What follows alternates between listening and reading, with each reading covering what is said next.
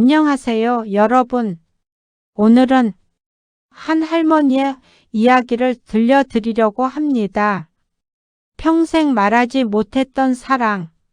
40년 넘게 가슴에 묻어두었던 한 사람. 그리고 마지막 순간까지 쓰여진 편지 이야기입니다. 혹시 여러분도 가슴 한편에 아직 잊지 못한 이름 하나쯤 있으신가요? 그렇다면 이 이야기가 조금은 위로가 될지도 모르겠습니다. 그럼 시작하겠습니다. 경상도 어느 조용한 시골 마을, 인구 200명도 채 안 되는 작은 동네에서 올 봄부터 묘한 소문이 돌기 시작했습니다. 그 집 알지? 저기 느티나무 밑에 있는 임시 할매 집. 거기서 밤마다 편지 쓰는 소리가 들린다 카더라. 아니, 편지를 왜 밤에 써? 누구한테? 그게 죽은 남편한테라나 옛날 첫사랑한테라나. 모두들 수군거렸지만 정작 본인인 이명분 할머니는 아무 말도 하지 않았습니다. 매일 저녁 창문 불빛 아래에서 혼자 글씨를 또박또박 써 내려갈 뿐이었죠. 사람들은 궁금했지만 누구도 함부로 묻지 못했습니다.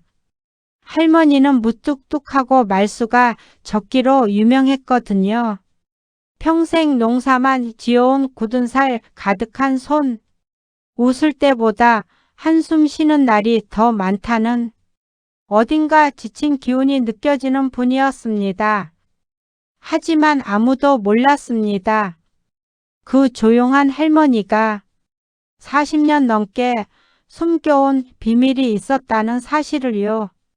2024년 겨울 마을회관 개보수가 시작되면서 창고를 정리하던 중이었습니다. 먼지투성이 상자 하나가 발견됐죠.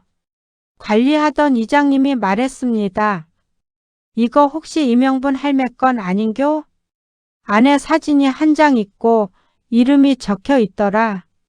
상자 안에는 젊은 시절의 할머니 사진, 그리고 이명분 1982년 여름이라고 적힌 봉투가 있었습니다. 그 사진 속에는 할머니가 지금은 상상할 수 없을 만큼 활짝 웃고 계셨습니다. 그 옆에는 낯선 남자 한 명이 서 있었고요. 문제는 그 남자가 할머니의 남편이 아니었다는 겁니다. 이장님은 호기심을 참지 못하고 물었습니다. 할매, 이 사람 누구요?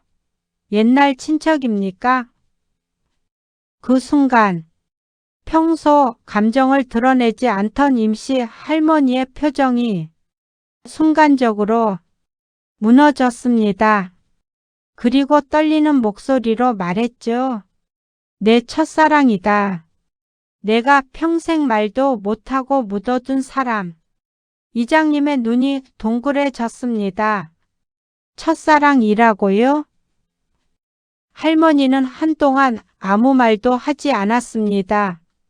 하지만 그날 밤부터 마을에 퍼졌던 편지 소리의 정체가 조금씩 드러나기 시작했습니다. 1982년 여름, 이명분 씨는 28이었습니다. 결혼을 서두를 나이였지만 아직 미혼으로 농사일을 돕고 동생들 뒷바라지를 하느라 자신의 꿈은 늘 뒤로 밀려 있었죠. 그해 여름, 마을로 한 남자가 들어왔습니다. 이름은 장우석.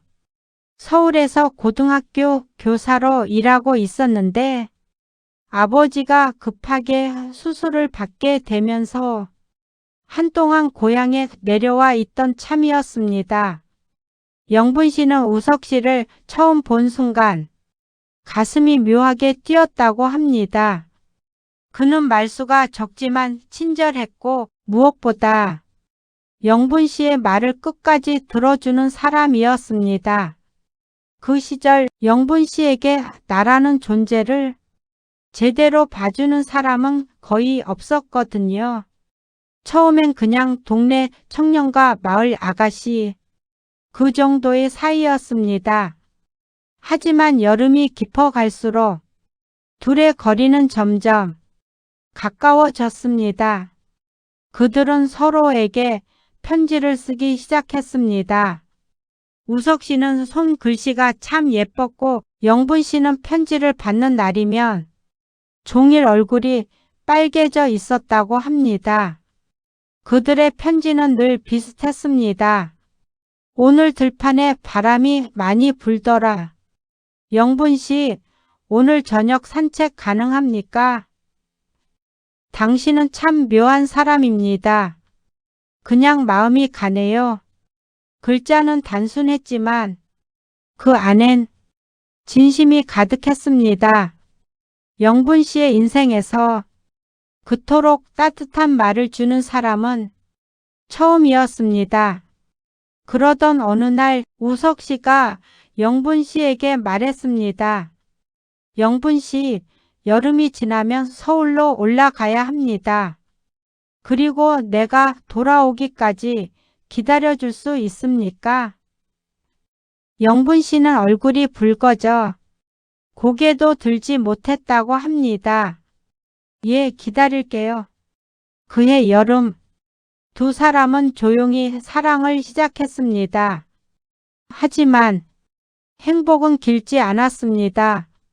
우석 씨가 서울로 돌아간 지 한 달 뒤 영분 씨네 집에 큰일이 생겼습니다. 아버지가 쓰러지고 동생은 직장을 그만두고 농사일은 손이 부족해 쑥대밭이 되었습니다. 집안이 순식간에 무너져 버렸습니다. 영분 씨는 사랑도 꿈도 모두 포기해야 했습니다. 우석 씨에게 편지를 쓰려 했지만 그럴 여력조차 없었습니다. 하루하루 버티는 것만으로도 벅찼거든요. 그렇게 반년이 지나갔습니다. 그러던 어느 겨울날 우석 씨에게서 마지막 편지가 도착했습니다. 영분 씨, 혹시 우리가 끝난 겁니까?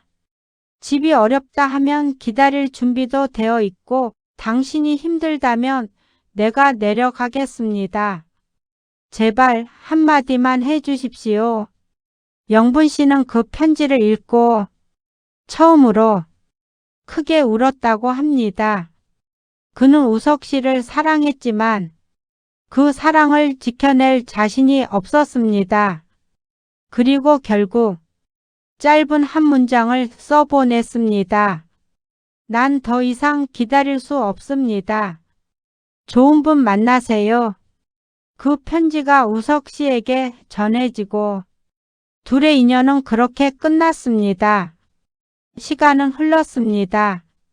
영분 씨는 결국 집안 형편 때문에 지금의 남편과 결혼하게 되었습니다. 남편은 성실하고 착한 사람이었습니다. 하지만 영분 씨의 마음속 빈칸을 채워줄 사람은 아니었습니다. 가끔 여름밤 냄새를 맡으면 28배 그 여름이 떠올랐지만 영분 씨는 절대 입 밖으로 꺼내지 않았습니다. 그렇게 40년이 흘렀습니다. 남편이 먼저 세상을 떠나고 아이들마저 바빠져서 집은 늘 조용했습니다. 그때 마을회관에서 발견된 그 상자가 영분 씨의 손에 들어온 겁니다. 상자를 열자 그 안에는 놀랍게도 영분 씨가 보냈던 그 마지막 편지가 그대로 있었습니다. 그리고 뒤에 작은 쪽지가 붙어 있었습니다. 영분 씨, 당신의 마음을 존중합니다. 하지만 저는 평생 당신을 잊지 못했습니다. 부디 건강하십시오. 2012년 장우석 드림 2012년 무려 12년 전의 글씨였습니다. 그는 영분 씨를 한 번 더 찾아왔던 겁니다. 하지만 서로 만나지 못했습니다. 영분 씨는 눈물이 멈추지 않았다고 합니다. 상자를 찾은 그날부터 영분 씨는 매일 밤 책상 앞에 앉았습니다. 죽은 남편에게도 아니었고 멀리 있는 아들에게도 아니었습니다. 그 편지는 평생 말하지 못한 단 한 사람에게였습니다. 우석 씨, 지금에서야 말하지만 내가 그때 기다리자고 했으면 우리는 다른 인생을 살았을까요?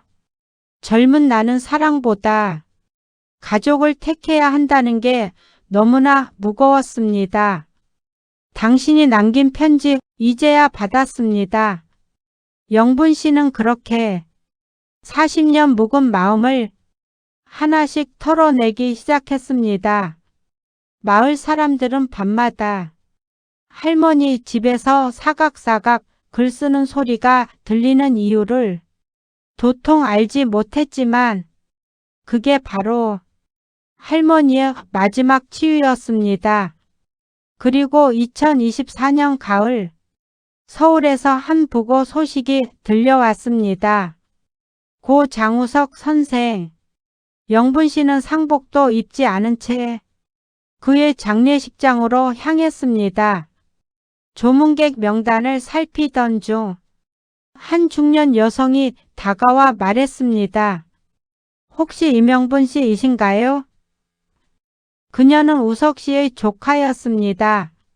삼촌이 생전에 영분이라는 분을 꼭 한번 다시 만나고 싶다 라고 하셨어요.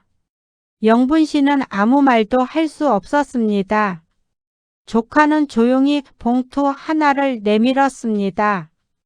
이건 삼촌이 돌아가시기 전에 직접 남기신 편지예요. 떨리는 손으로 봉투를 열었습니다.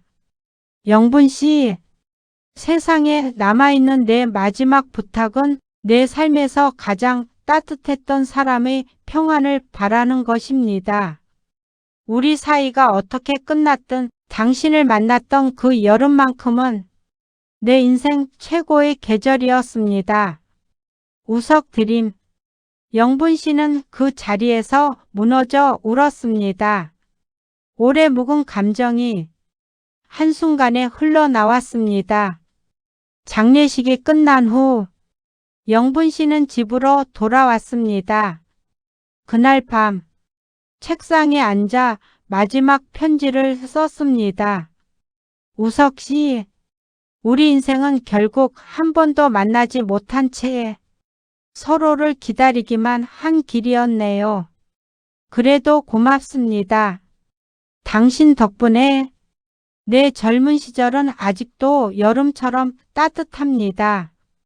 다음 생에는 조금 더 용기 있는 사람이 되어 먼저 찾아가겠습니다. 그 편지는 우체통에도 넣지 못한 채 할머니의 수첩 안에 고이 접혀 들어갔습니다. 그리고 며칠 뒤 할머니는 마치 누군가와 충분히 대화를 마친 듯 평온한 표정으로 잠이 드셨습니다. 마을 사람들은 그날도 밤늦도록 편지 쓰는 소리를 들었지만 아무도 몰랐습니다. 그날이 할머니가 세상에 쓰는 마지막 사각사각이었다는 걸. 할머니가 세상을 떠난 후 아들이 집을 정리하다 수십 장의 편지를 발견했습니다. 그 편지들을 모두 읽은 아들은 한참 동안 울고 또 울었다고 합니다. 그리고 그 편지들을 할머니의 유골함 옆에 조용히 넣어두었습니다. 아들은 마을 사람들에게 말했습니다. 평생 엄마가 혼자 안고 계셨던 이야기네요. 하지만 엄마가 마지막에 누군가에게 마음을 털어놨다는 사실이 저는 참 다행입니다. 마을 사람들은 할머니를 다시 보게 됐습니다. 늘 무뚝뚝하고 조용한 줄만 알았던 이명분 할머니가 사실은 평생 단 한 사람을 44년 동안 마음 깊이 품어왔다는 사실을요. 그렇게 이 작은 마을엔 할머니의 반편지 이야기가 전설처럼 퍼지게 되었습니다. 여러분, 우리는 살면서 말하지 못한 마음을 하나씩 품고 살아갑니다.